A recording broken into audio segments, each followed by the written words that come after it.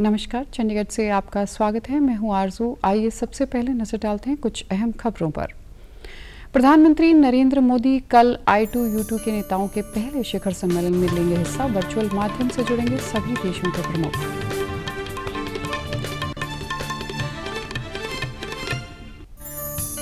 निर्वाचन आयोग ने नए राष्ट्रपति के चुनाव के लिए विधानसभा सचिवालयों को मतदान पेटियां, मतपत्र, विशेष पेन और अन्य सीलबंद सामग्री भेजने की शुरू। और हरियाणा के गुरुग्राम में 50 एकड़ में बनेगी साइंस सिटी। मुख्य सचिव ने अधिकारियों के साथ बैठक कर साइट और यहां घूमने आने वालों की संख्या इत्यादि का अध्ययन करने के जारी किए निर्देश। अब समाचार विस्तार से। प्रधानमंत्री नरेंद्र मोदी कल भारत, इजरायल, संयुक्त अरब अमीरात और अमेरिका के समूह I2U2 के नेताओं के पहले शिखर सम्मेलन में हिस्सा लेंगे। यह सम्मेलन वर्चुअल माध्यम से आयोजित होगा। इसमें अमेरिका के राष्ट्रपति जो बाइडेन, इजरायल के प्रधानमंत्री यायर लपिड, UAE के राष्ट्रपति मोहम्मद बिन जायद अल नहयान हिस्सा लेंगे। ये सभी नेता समूह की रूपरेखा के अंतर्गत संभावित संयुक्त परियोजनाओं और साझा हित के अन्य मुद्दों पर विचार विमर्श करेंगे। साथ ही अपने अपने क्षेत्रों और बाहरी क्षेत्रों में व्यापार तथा निवेश में आर्थिक सहभागिता मजबूत करने पर बातचीत करेंगे। ये परियोजनाएं आर्थिक सहयोग के लिए मॉडल के रूप में काम कर सकती हैं और उद्यमियों एवं कामगारों के लिए अवसर पेश करेंगी। I2U2 समूह गठित करने का विचार पिछले वर्ष 18 अक्टूबर को इन 4 देशों के विदेश मंत्रियों की बैठक के दौरान सामने आया। इस समूह में शामिल प्रत्येक देश सहयोग के संभावित क्षेत्रों पर विचार विमर्श के लिए नियमित अंतराल पर शेरपा स्तर की बैठक आयोजित करते हैं। समूह का उद्देश्य जल, ऊर्जा, परिवहन, अंतरिक्ष, स्वास्थ्य, खाद्य सुरक्षा जैसे 6 क्षेत्रों में संयुक्त निवेश को बढ़ावा देना है। I2U2 बुनियादी ढांचे को आधुनिक बनाने में निजी क्षेत्र की पूंजी और विशेषज्ञता का इस्तेमाल करने, उद्योगों के लिए कम कार्बन उत्सर्जन के उपाय ढूंढने, जन स्वास्थ्य में सुधार और उभरती महत्वपूर्ण हरित तकनीक के विकास को बढ़ावा देगा। भारतीय चुनाव आयोग ने 18 जुलाई को होने वाले राष्ट्रपति चुनाव के लिए बैलेट बॉक्स और अन्य चुनाव संबंधी सामग्री का वितरण और प्रेषण शुरू कर दिया है। आयोग ने कल कई राज्यों में पोलिंग पार्टियों को चुनाव में इस्तेमाल होने वाले बैलेट पेपर, बैलेट बॉक्स और चुनाव सामग्री को सील बंद करके सौंपा है। इससे पहले चुनाव आयोग ने सभी राज्यों और केंद्र शासित प्रदेशों के सहायक निर्वाचन अधिकारियों के साथ तैयारियों को लेकर बैठक की। इस दौरान मुख्य निर्वाचन आयुक्त राजीव कुमार ने चुनाव प्रक्रिया का कड़ाई से पालन करने के निर्देश दिए। निर्वाचन आयोग ने चुनाव प्रबंधों और मतगणना पर निगरानी के लिए 37 पर्यवेक्षक नियुक्त किए हैं। मतगणना 21 जुलाई को होगी। वहीं पंजाब के मुख्य निर्वाचन अधिकारी डॉ. S. कर्नाराजू ने बताया कि भारत चुनाव आयोग द्वारा भेजी चुनाव सामग्री कल चंडीगढ़ स्थित पंजाब विधानसभा में सुरक्षित पहुंच गई है। इसमें निर्दिष्ट बैलेट बॉक्स, बैलेट पेपर, विशेष पेन और अन्य सीलबंद चुनावी सामग्री शामिल है। इसे चंडीगढ़ हवाई अड्डे से कड़ी सुरक्षा में पंजाब विधानसभा लाया गया। CEO डॉ. राजू ने बताया कि पंजाब के निर्वाचन अधिकारी भारत भूषण बांसल और संयुक्त सचिव कम सहायक रिटर्निंग अधिकारी रामलोक खटाना ने भारत निर्वाचन आयोग से चुनाव सामग्री प्राप्त कर हवाई जहाज के जरिए पंजाब पहुंचाई है। इसे विधानसभा सचिव सुरेंद्र पाल सिंह की देखरेख में पंजाब विधानसभा में स्थापित स्ट्रांग रूम में रखा गया है। वहीं हरियाणा के लिए चुनाव सामग्री आज दोपहर 2:30 बजे हवाई मार्ग से चंडीगढ़ एयरपोर्ट पर पहुंचेगी, जिसे कड़ी सुरक्षा में हरियाणा विधानसभा भवन ले जाया जाएगा। PGI चंडीगढ़ में कल हेप्टोलॉजी विभाग के एडवांस हेप्टोपेनिक्रेटोबाइलरी एंड ट्रांसप्लांट सेंटर यानी HHTC का उद्घाटन पूर्व डायरेक्टर प्रोफेसर जगत राम और डायरेक्टर प्रोफेसर विवेक लाल ने किया। PGI में हेप्टोलॉजी विभाग की शुरुआत 1978 में हुई थी। तब से यह देश के सबसे बड़े विभागों में से एक है। यहाँ हर साल करीब 50,000 मरीज रेफर होकर पहुँचते हैं। अब इस विभाग को अपग्रेड किया गया है। यहाँ कई ऐसी आधुनिक मशीनें लगाई गई हैं जिनका उपयोग भारत में पहली बार होगा। इनसे मरीजों की देखरेख और बेहतर तरीके से हो सकेगी। अब इस सेंटर में जो सुविधाएं मिलेंगी उनमें लीवर इंसेंटिव केयर यूनिट प्रमुख है। इस यूनिट में अब तक 5 के बजाय 10 बेड होंगे। फाइब्रोस्कैन के लिए एडवांस मशीन का उपयोग होगा, जिसमें मुश्किल जांच संभव होगी। सिरोसिस का पता लग सकेगा। लिवर लैब में एडवांस लेवल के टेस्ट हो सकेंगे। यहाँ पहली बार इमरजेंसी एंडोस्कोपी यूनिट बनाई गई है।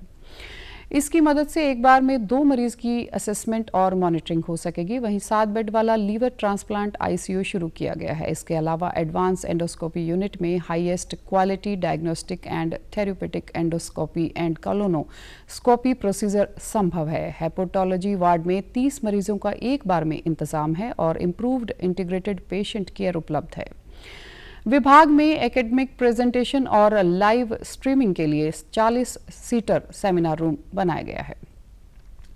हरियाणा में बच्चों को विज्ञान शिक्षा के प्रति जागरूक करने और लोगों को विज्ञान के बारे में जानकारी देने के लिए गुरुग्राम में साइंस सिटी की स्थापना की जाएगी। इस संबंध में मुख्य सचिव संजीव कौशल की अध्यक्षता में कल एक बैठक हुई, जिसमें गुरुग्राम के अधिकारी वीडियो कॉन्फ्रेंसिंग के माध्यम से इससे जुड़े। बैठक के मुख्य सचिव ने बताया कि 50 एकड़ भूमि पर केंद्र सरकार के सहयोग से साइंस सिटी विकसित होगी। उन्होंने अधिकारियों को निर्देश दिए कि साइंस सिटी की स्थापना के लिए साइट और घूमने आने वालों की संख्या इत्यादि का जल्द से जल्द अध्ययन किया जाएगा। साइंस सिटी में बच्चों को साइंटिफिक प्रिंसिपल्स खेल खेल में सीखने का अवसर मिले। इसके विकसित होने से क्षेत्र के लोगों को प्रत्यक्ष और अप्रत्यक्ष रूप से रोजगार के अवसर भी मुहैया होंगे। इसमें विभिन्न साइंटिफिक थीम्स जैसे फिजिक्स, केमिस्ट्री इत्यादि कंसेप्ट पर थीमेटिक गैलरियां बनाई जाएंगी। बैठक में बताया गया कि इस साइंस सिटी में इसरो की स्पेस गैलरी भी होगी, जिसमें बताया जाएगा कि उपग्रह को स्पेस में इस प्रकार लॉन्च किया जाता है। साइंस सिटी में इनोवेशन हब विकसित करने की भी योजना है, जिसमें विद्यार्थी अपने आइडियाज पर काम कर सकेंगे। अभी तक देश में कोलकाता, अहमदाबाद और जालंधर में 3 साइंस सिटी हैं। गुरुग्राम में चौथी साइंस सिटी बनेगी। आज़ादी के अमृत महोत्सव के उपलक्ष्य में चंडीगढ़ प्रशासन की ओर से आज शहर के 75 स्थानों पर पौधारोपण अभियान शुरू किया गया। इस अभियान की शुरुआत प्रशासक के सलाहकार धर्मपाल ने कॉलोनी नंबर 4 में पौधारोपण करके किया। इस दौरान चंडीगढ़ के कई स्कूलों के बच्चों ने भी पौधे लगाए और उनकी सुरक्षा का संकल्प लिया। बच्चों को इस अभियान में सराहनीय योगदान देने के लिए पुरस्कृत भी किया गया। इस मौके पर सलाहकार धर्मपाल ने कहा कि चंडीगढ़ के 75 स्थानों पर 75 किस्म के पौधे इस अभियान के तहत लगाए जाएंगे। इस अभियान को अमृत वन का नाम दिया गया है। उन्होंने उम्मीद जताई कि साल के अंत तक ये क्षेत्र हरे भरे दिखाई देंगे। इस अभियान में बच्चों ने काफी उत्साह दिखाया। आज़ादी का अमृत महोत्सव है, उसका पार्ट ये कार्यक्रम है। उसके अंदर हम लोग ये वन महोत्सव बना रहे हैं। इस जगह का हम लोग ने नाम दिया है अमृत वन। तो इसमें 75 साइट बनाई गई हैं और हर साइट में और पूरे जो 75 तरह के किस्म के प्लांट है उस जहाँ पे लगाए जाएंगे। और बच्चों ने बहुत अच्छी तरह से पार्टिसिपेट किया और आपको ये इस सीजन, रेनी सीजन के एंड तक आपको ये पूरा एरिया ग्रीन नजर आना शुरू हो जाएगा। उन्होंने कहा कि देश भर में 75वें स्वतंत्रता दिवस के उपलक्ष्य में आज़ादी का अमृत महोत्सव मनाया जा रहा है। चंडीगढ़ प्रशासन की ओर से शुरू किया गया पौधारोपण अभियान इसी मुहिम का एक हिस्सा है। राष्ट्रव्यापी टीकाकरण अभियान के तहत देश में अब तक 199 करोड़ 12 लाख कोविड रोधी टीके लगाए जा चुके हैं। 3 करोड़ 76 लाख से अधिक 12 से 14 वर्ष की आयु वर्ग के बच्चों को पहली डोज लगाई जा चुकी है। वर्तमान में देश में कुल 1,32,457 मरीज उपचाराधीन हैं। पिछले 24 घंटे में 16,900 नए मरीजों के संक्रमण की पुष्टि हुई। इसी दौरान 15,447 मरीज संक्रमण से स्वस्थ हुए। संक्रमण से स्वस्थ होने की दर 98.49% हो गई है।